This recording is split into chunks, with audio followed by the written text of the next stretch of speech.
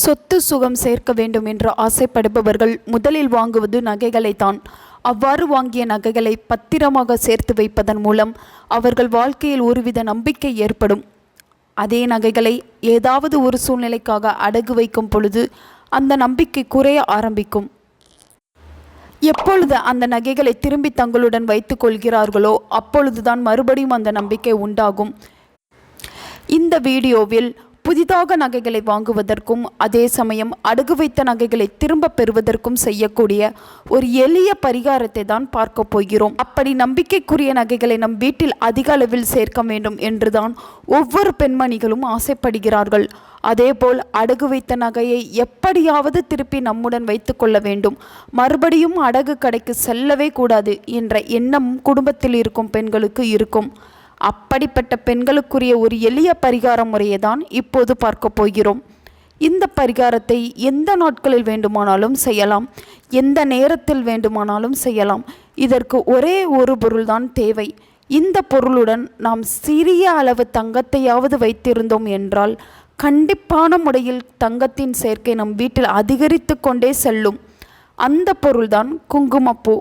ஒரு டப்பா குங்குமப்பூவை வாங்கி கொள்ளுங்கள். அந்த குங்குமப்பூவிற்கு நடுவில் ஏதாவது ஒரு சிறிய அளவு தங்கத்தையாவது வைத்து அந்த டப்பாவை மூட வேண்டும். பிறகு இந்த டப்பாவை மஞ்சள் நிற துணியிலோ அல்லது சிவப்பு நிற துணியிலோ சுற்றி பத்திரமாக ஒரு இடத்தில் வைத்து விட வேண்டும். அப்படி நாம் வைத்திருப்பதன் மூலம் அங்கு தங்கத்தின் சேர்க்கை அதிகரிக்கும் என்பது ஐதீகம். இதோடு மட்டுமல்லாமல் தங்கம் அதிகமான அளவு சேர வேண்டும் என்று ஆசைப்படுவது தங்கள் மனதிற்குள்ளே சுட்சமமான ஒரு எண்ணை கூறிக்கொண்டே இருக்க வேண்டும். அப்படி அந்த எண்ணை கூறிக்கொண்டே இருக்கும் பொழுது தங்கத்தை சேர்ப்பதற்கான வழிகள் பிறக்கும் என்றும் அடமானத்தில் இருக்கும் தங்கத்தை மீட்கவும் முடியும். அந்த எண்தான் 101. இதை 101 என்று மனதிற்குள் கூறிக்கொண்டே இருக்க வேண்டும். சதா சர்வ காலமும் இப்படி சொல்வதன் மூலம் அந்த எண்ணின் ஆதிக்கத்தால் வீட்டில் தங்க மழை பொழியும். அதேபோல ஒரு சிலர் எவ்வளவு தங்க நகைகள் இருந்தாலும் அவை அனைத்தையும் ஒரே பெட்டியில் போட்டு அடைத்து வைத்திருப்பார்கள். ஒரு நகையை இன்னொரு நகையுடன் சேர்த்து எப்பொழுதும் வைக்கக்கூடாது. சிறு குண்டுமணி நகையாக இருந்தாலும் சரி, மிகப்பெரிய ஆபரணமாக இருந்தாலும் சரி, அந்த நகையை தனித்தனியாக பெட்டியில் பத்திரப்படுத்தி வைப்பதே நலமாகும். பீரோவில் நீங்கள் தங்க நகை வைப்பதாக இருந்தால் நல்ல சுத்தமான பட்டு துணியை விரித்து அதில் பன்னீர் தெளித்து காய வைத்து நகையை அதன் மீது வைத்து ஒரு பெட்டியில் அடைத்து வைக்கலாம்.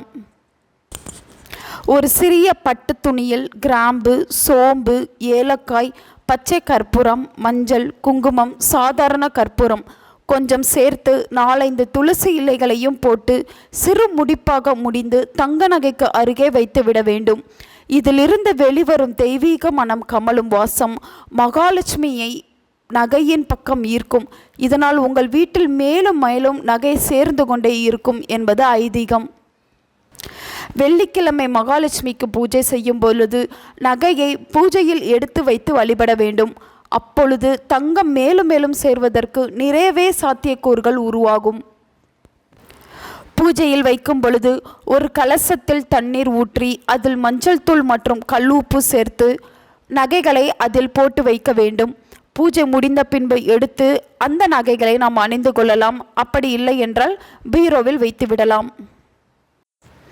அதேபோல பூஜை அறையில் சுத்தமான நாட்டு மருந்து கடைகளில் கிடைக்கும் சந்தனக்கட்டையை வாங்கி கொள்ளுங்கள். அதனை எப்போதும் பூஜை அறையில் வைத்து கொள்ளுங்கள். அப்படி இருந்தால் வீட்டில் நிறைவான ஐஸ்வர்யம் பெருகும், வாழ்வில் புது ஒளி பிறக்கும், நிறைவான லட்சுமி கடாட்சம் இருக்கும். பிறகு இந்த சந்தனத்தை பன்னீர் தெளித்து இழைத்து உங்கள் சுவாமி படங்களுக்கு பொட்டு வைக்கும் போது மஞ்சளுக்கு பதிலாக இதையே உபயோகப்படுத்தி வாருங்கள். அடுத்ததாக பன்னீருடன் சந்தனம் சேர்த்து குளித்து நிலைவாசலில் தெளித்து வாருங்கள். ஏனென்றால் வீட்டில் தெய்வம் வந்து வாசம் செய்யும். எனவே கட்டாயமாக இப்படி பன்னீருடன் சந்தனம் சேர்த்து தெளித்து வந்தால் நம்முடைய வீட்டில் மகாலட்சுமி வாசம் செய்வாள். பணம் சேருவதற்கான புதிய வழியும் பிறக்கும். தங்க நகைகளும் மேலும் மேலும் சேர்ந்து கொண்டே இருக்கும். இந்த சந்தனக்கட்டையை பூஜை அறையில் தான் வைக்க வேண்டும் என்பது கிடையாது. இதை நீங்கள் பணம் வைக்கும் இடத்திலும் அதேபோல நகை வைக்கும் பீரோவிலும் நகையில் படும்படியாகவும் சிறு சிறு சந்தன சக்கையையும் வைத்து விடலாம். நீங்கள் வியாபாரம் செய்பவராக இருந்தால் கல்லாப்பெட்டி வைக்கும் இடத்தில் பன்னீருடன் சந்தனம் சேர்த்து பொட்டு வைத்து அதில் ஒரு சிறிய துண்டு சந்தனத்தை வைத்து விடுங்கள். இவ்வாறு செய்வதால் பணப்புழக்கம் அதிகரித்து தங்க நகைகள் வாங்குவதற்கான சூழலும் உருவாகும். உங்கள் நண்பர்களுக்கும் உங்கள் உறவினர்களுக்கும் இந்த வீடியோவை ஷேர் பண்ணுங்க. அவங்களும் இதை பற்றி தெரிஞ்சுக்கிடட்டும். ஆன்மீகம் டிவி தமிழ் சேனலை சப்ஸ்கிரைப் பண்ணுங்க.